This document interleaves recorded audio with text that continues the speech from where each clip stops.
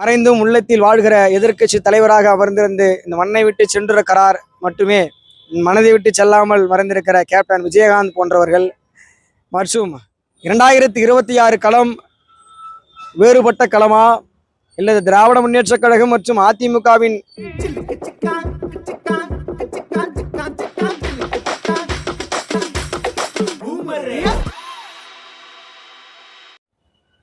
கொடியை வானில் பறக்கவிட்ட முதல் நாளே இப்படி எதிர்ப்பு வருகிறது.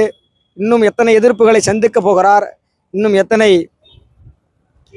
வரலாற்று சாதனைகளை படைக்க போகிறார் என்பதை எண்ணிதான் நாம் பார்க்க முடியும். எம்ஜிஆரை போன்று அதன் பிறகு கமலஹாசன் மறைந்தும் உள்ளத்தில் வாழ்கிற எதிர்க்கட்சி தலைவராக அமர்ந்திருந்து இந்த மண்ணை விட்டு சென்றிருக்கிறார். மட்டுமே மனதை விட்டு செல்லாமல் மறைந்திருக்கிற கேப்டன் விஜயகாந்த் போன்றவர்கள் மற்றும் தற்போது அங்கீகாரம் பெற்றிருக்கிற நாம் தமிழர் கட்சியின் தலைவர் சீமான் உள்ளிட்ட நடிகர் மற்றும் இயக்குநர்கள் எல்லாம் திரையுலகில் வந்து கொண்டிருக்கிறார்கள்.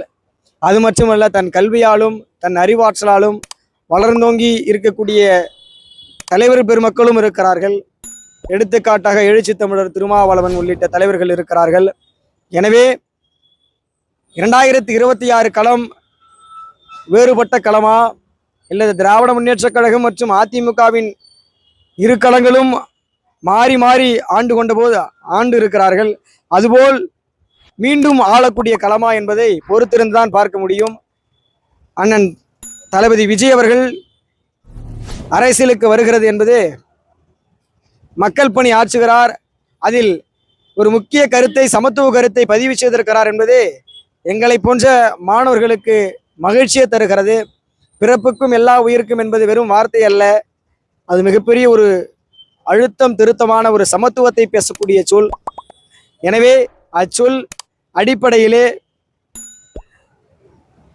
முற்போக்கு சிந்தனையில் அரசியல் களத்தில் களமாட என்னை போன்ற மாணவர்கள் சார்பிலே தளபதியார் விஜய் அவர்களுக்கு என்னுடைய நெஞ்சார்ந்த வாழ்த்துக்களை தெரிவித்துக் கொள்ள கடமை பெற்றிருக்கிறேன். சில நபர்கள் சொல்வதை வைத்து நாம் பேச முடியாது.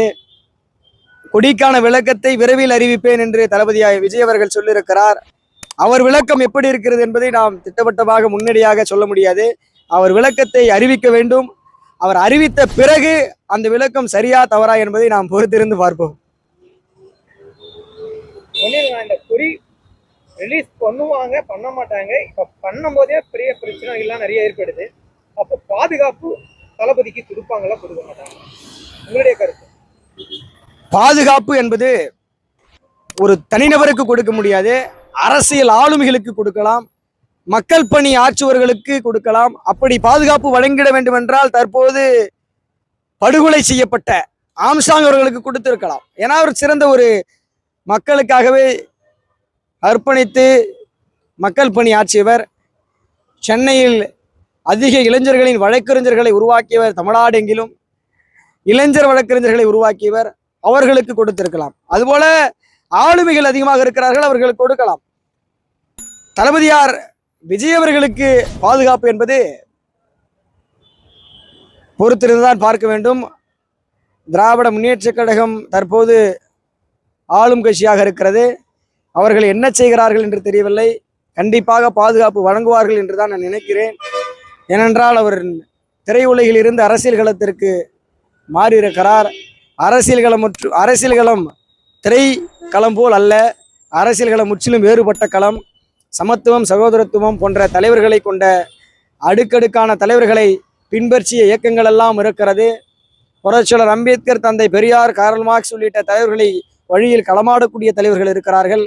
அது மட்டுமல்ல, அறிஞர் அண்ணா, கலைஞர், தற்போது தளபதியார் முதலமைச்சர் ஸ்டாலின் மற்றும் அதனைத் தொடர்ந்து உதயநிதி ஸ்டாலின் போன்ற தலைவர் பெருமக்களும் இருக்கிறார்கள். இதுபோல் பல்வேறு கட்சிகள் தமிழ்நாட்டிலே இயங்கிக் கொண்டிருக்கிற போது கட்சிகளை அறிவித்தவர் என்னை போன்ற மாணவர்கள் மத்தியில் மிகப்பெரிய மகிழ்ச்சியை தருகிறது. எனவே தளபதியார் விஜய் அவர்களுக்கு அரசியலுக்கு வருவது மற்றும் மக்கள் பணி ஆற்றுவதற்கு என்னுடைய நெஞ்சார்ந்த வாழ்த்துக்களை தெரிவித்துக் கொள்ள கடமை பெற்றிருக்கிறேன். அதுபோல் சிறந்த ஆளுமையாக வளர்பெற மற்றும் அவருடைய கொள்கைகளை விரைவில் அறிவித்தால் மட்டுமே அவருடைய கொள்கை நிலைப்பாட்டில் உறுதியாக இருக்கிறாரா அல்லது வேறுபட்டு களமாக மாறுகிறார்களா என்பதை அவர்கள் கொள்கை தெளிவு மட்டுமே சொல்லும் என்பதை சொல்லி விடைபெறுகிறேன். நன்றி, வணக்கம்.